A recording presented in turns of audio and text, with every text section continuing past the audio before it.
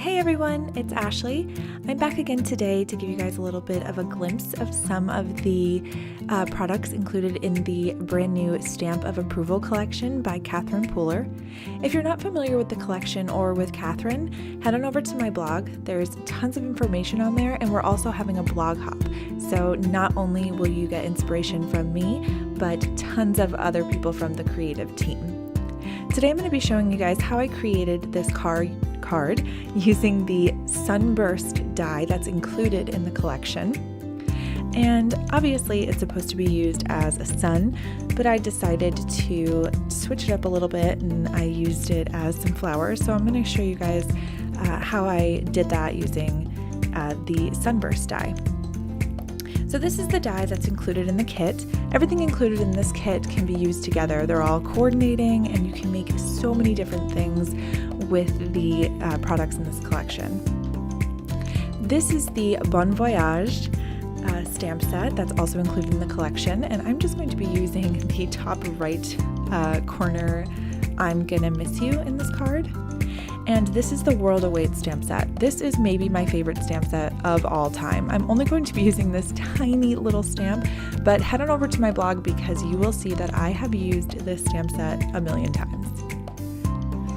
So I went ahead and cut out the Sunburst die that I'm going to be using as flowers from I cut it out 4 times using the Catherine Pooler white cardstock. Her cardstock works really well with her inks. So I'm going to use a paper underneath just to protect my work surface, but I'm going to apply ink right to the die cut. And I'm only doing this because I really want it to be bright and vibrant. I did try ink blending, but it just didn't come out the way that I really wanted it to. So I applied the ink directly to 3 of the die cuts. For the last die cut and flower, I decided I wanted to emboss it with a gold embossing powder. So I took my Versamark ink and did the same thing where I just went right onto the die cut.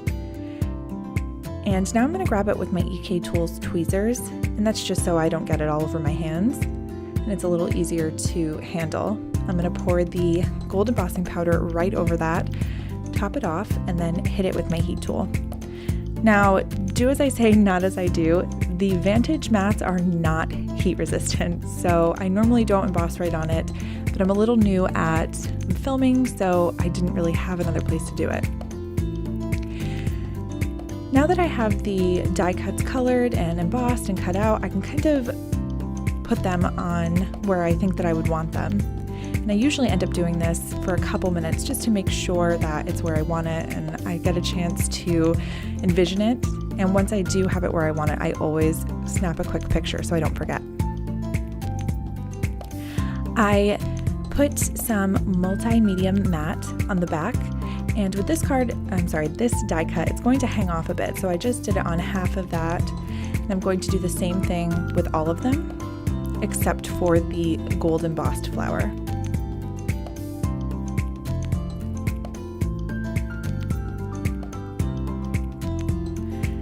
I forgot that I only wanted half of this flower on the card as well. So you'll see I take a scrap piece of paper and put it behind the flower. That way I don't glue it to the mat and it'll be easier to take off.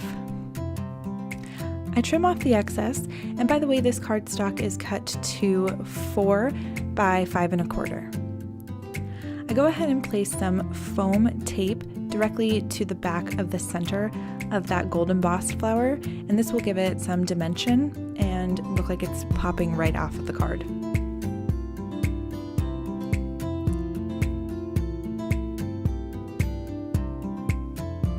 And I don't show it, but as soon as I adhere it and push it down onto the cardstock, I go ahead and fluff the petals a little bit just to give it a little bit more dimension. I take a green Tombow marker and a ruler just to create these stems coming down from the flowers. And I use that small leaf stamp on this round acrylic block, which is also from Catherine Pooler. I'm using it in a grass skirt, And by the way, this block is amazing. I've never not gotten a perfect impression every time. It also has the etched, it's like a rim around it. That way your hand really gets comfortable in it. I prepped some Midnight cardstock, and the grids on the acrylic block really allow me to move and place my stamps, especially something like this where I need them both to be lined up because I'm using two different stamps to create one sentiment. I stamped that in Versamark ink, and I'm going to emboss it in a white powder to make it stand out.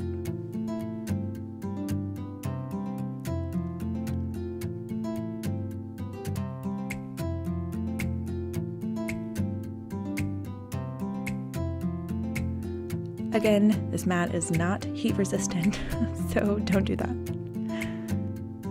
Because my sentiment strip is slightly thinner than my foam tape, or the width of it, I'm going to take a smaller piece of foam tape and cut it in half lengthwise. That way I get the entire sentiment strip covered and you don't see any foam tape peeking up from the top or bottom of the sentiment strip.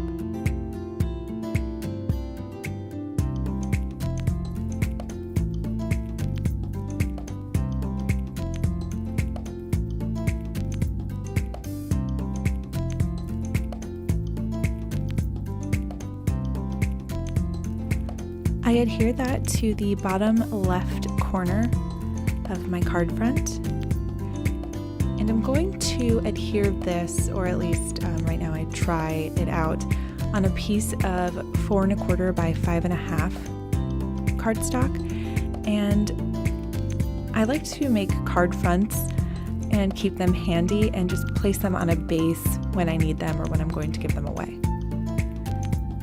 I adhered this with foam tape all around the edges. Normally I would put a little bit in the center as well, but I just ran out of my roll and I figured it was okay. I adhered this right to the center, and that gives a little bit of a border around it, and I really love the white on white. Finally, I'll add some Nuvo drops in pale gold, which accents the flower, and there it is. That's the entire card. I hope that you have enjoyed learning about how I created this card. If you're interested in the Stamp of Approval collection, please head on over to my blog and follow along with the blog hop. Each comment that you leave on the blog posts is an entry to win your very own box. Thank you so much, and I'll see you soon.